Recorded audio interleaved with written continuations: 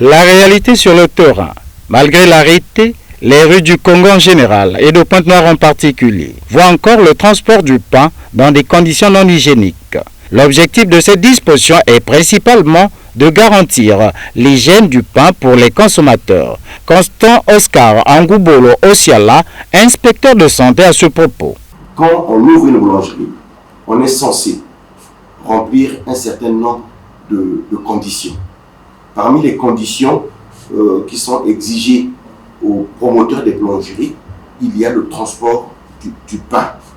Parce que le pain ne se transporte pas tel qu'on le voit se faire dans notre ville de Pointe-Noire, où le pain est mis dans les sacs, on met sous les aisselles, n'est-ce pas, et on le transporte. Non, ce n'est pas une façon hygiénique, n'est-ce pas, de transporter du pain.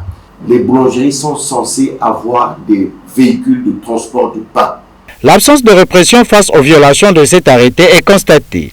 Le rôle de l'inspection, c'est de veiller justement à ce que la population consomme des denrées alimentaires de bonne qualité et des denrées saines. Dans les jours qui viendront, on va peut-être voir avec le préfet, hein, parce que si on a un ordre de mission signé par le préfet, je pense que ça va donner beaucoup plus de valeur. Et en ce moment-là, on peut faire recours à la force publique pour arrêter tous ceux qui transportent les pains sous les aisselles.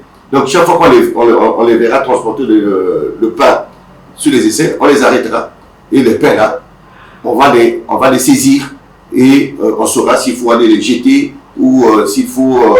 on saura ce qu'il faut faire. Pour ainsi dire, malgré cette interdiction et les sanctions irrelatives, le transport non hygiénique du pain se poursuit paisiblement dans nos différentes villes, au vu et au su de tous.